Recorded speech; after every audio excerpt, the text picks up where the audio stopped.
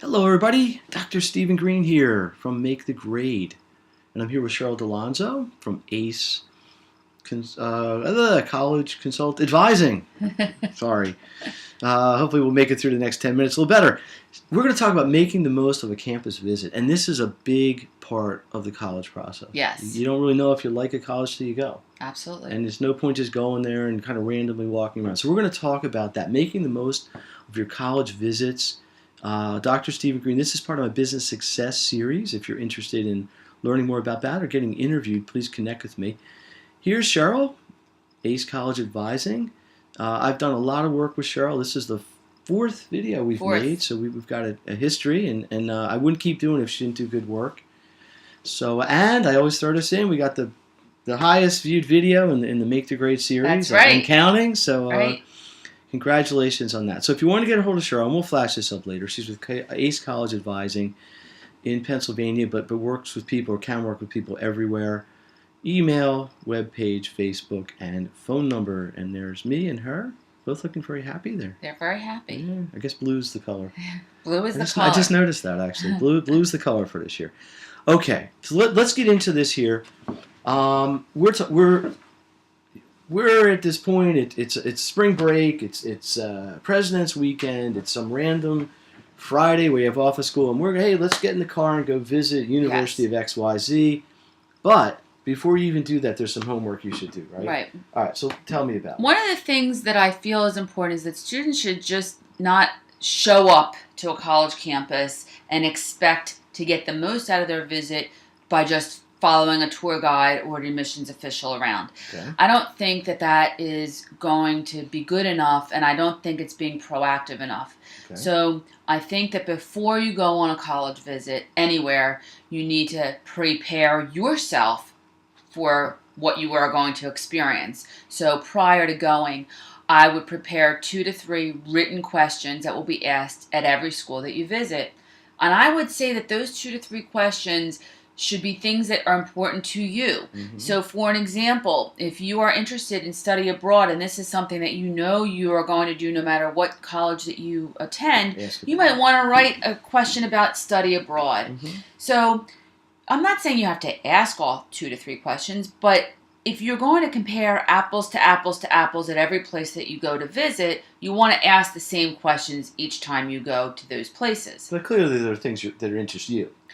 That are interesting, you're also choosing them, mm-hmm. and oftentimes that piece gets forgotten. Sure. You're also choosing those schools. There's a lot of schools to choose. There are over 4,000. It's about finding a fit. Right. So we want to get the best fit. So on a piece of paper, on a note card, on your phone, mm-hmm. prepare 2 to 3 written questions that you're going to ask. Don't just say you have the questions in your head, because you won't ask them. Mm-hmm.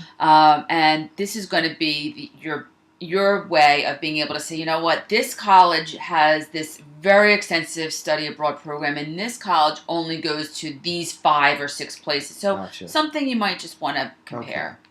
So now we pull up. Here we are. This beautiful Look campus. at this campus. Okay. So again, and these are a little bit out of the box stuff, because obviously you're going to walk around and see a dorm. Of course, you're going to see the quad, right. and maybe see the football stadium and the gym, and sure. the place where the famous alumni slept, and right. all that jazz. But these are things exactly. that are real day-to-day college life. Right.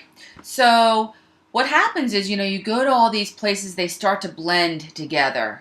As you said, they all have a quad, they all have a gym, they all have a dining hall. So what you want to do is you want to separate out each place that you visit by doing certain things. So mm-hmm. one of the things is to pick up a copy of the campus newspaper. They're free. They're probably everywhere on campus. And what this is going to do is it's going to allow a student and a parent mm-hmm. to see what's happening this week on campus. What kind of activities are going on? Are they hosting any special events? Is there a musical act? Is there a, any type of a political group coming? I mean, it depends on what kind of campus it is. So mm-hmm. it'll give you a sense of the mood on the campus by just picking up and taking home that newspaper. I always recommend that people eat in the dining hall or in the campus food court for a lot of reasons. Number one, if you're a picky eater, is there enough variety for you? What about food specifications like gluten-free, kosher, vegetarian? People mm-hmm. have so many different ways that they eat today. Are you going to be happy eating at this food court or dining hall And these things do make a difference. We we don't want parents to have to subsidize more food and more money into a student's account because there isn't enough option. Take pictures. Everybody has a phone that has a camera. Take pictures.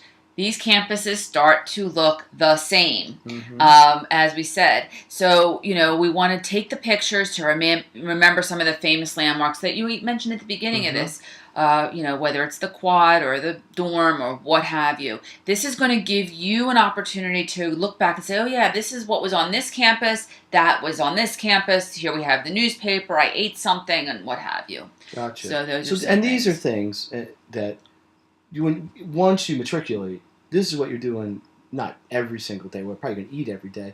This is really what campus life is about. Right. It's not just going to classes and getting straight A's, no. Hopefully. It's also you're living there. Right. It becomes a culture. It becomes your social life. And we want to make sure that you like the culture that you're going to, be involved with. I'll throw a little aside in, which is off topic. I remember we went to do a tour of Pitt. I don't know if you ever went to Pitt. You did, I think. Anyway, one of the cool things in the tour of Pitt is Forbes Field, which was the original baseball stadium of the Pirates. Right. The campus took it over and built a building right on top of it. And the home plate is actually still there on the floor. It's like in the hallway of the campus center. See, you remember that. And it's under glass. Yeah, I remember that more than most times the tour. I thought that was kind of cool. But if you stand at home plate like you're batting, you're actually looking into the wall of a classroom. Interesting. So it's kind of cool because they built right on top of it years ago. Okay, so now these are more about the questions. Right.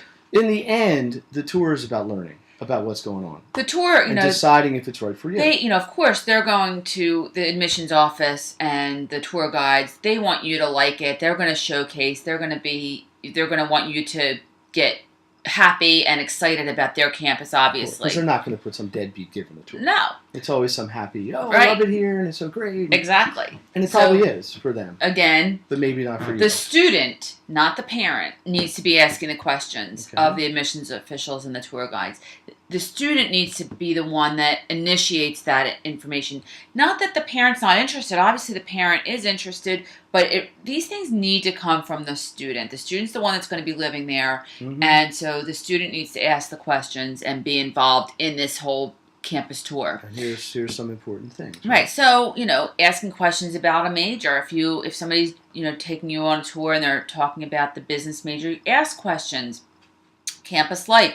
What do people do at night? What do people do on the weekends? What are the dorms like? What activities can I get involved with? Is there a Greek system? Is there intramural sports? Or are there club sports?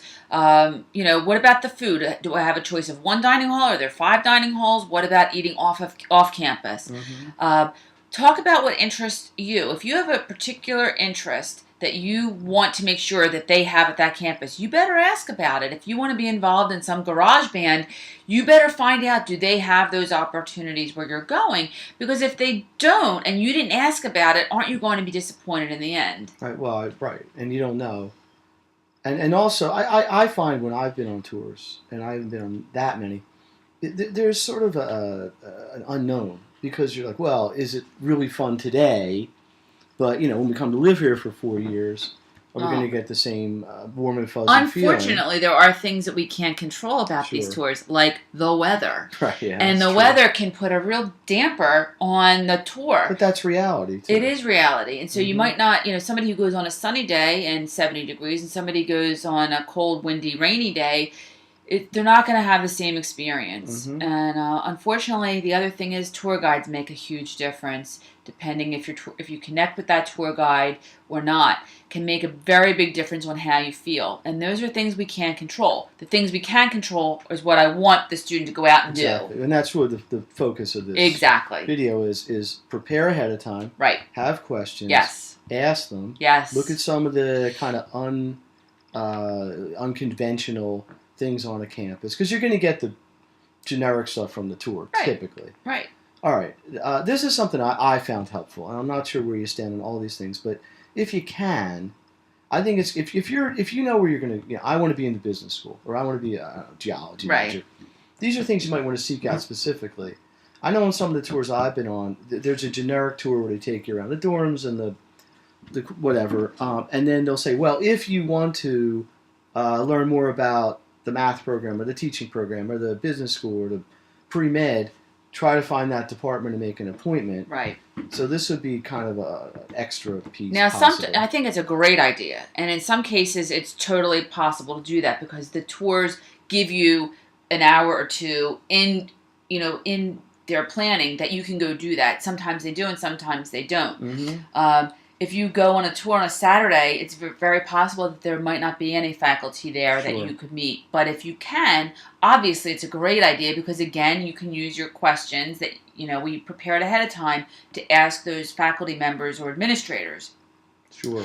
Getting a point person, I think, is also good. A lot of times if you do get to go over, let's say, to the business school, they'll say, if you have any questions, call this person here. Right. We're happy to, answer any questions.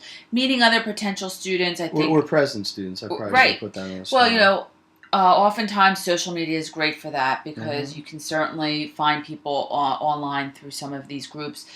Even, if you go to some of these websites for some of the colleges, you can ask questions of current students. There's a link right there. Temple has, it's called Ask an Owl. Right, and you can just go ahead and there's a current student that's available right then to answer your questions. So the whole, I think, if I can sum this up for you, and I'm going to let you do it too, is you want to prepare ahead of time and treat the visit as an information gathering experience. Part of that is preparing ahead of time, so it's not a random day where you just accept what they throw at you. Right.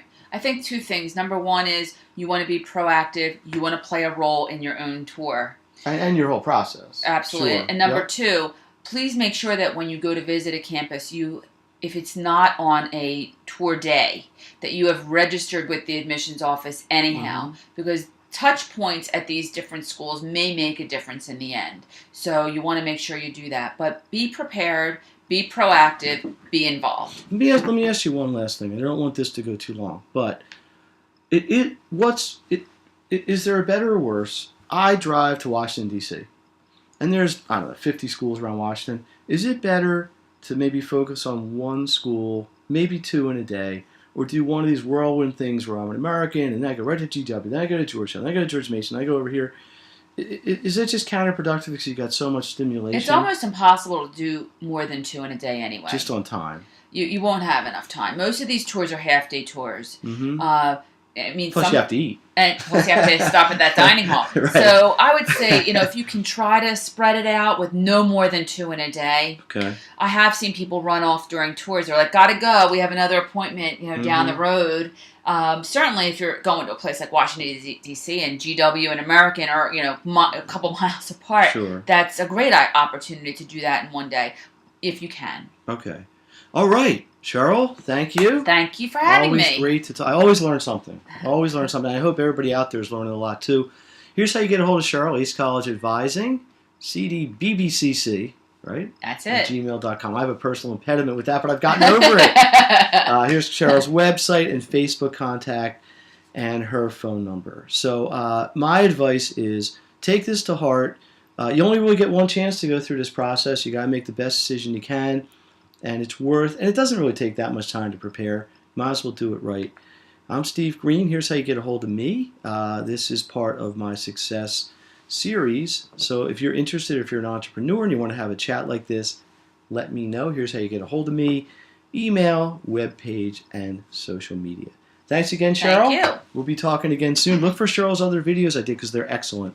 Thank you very much.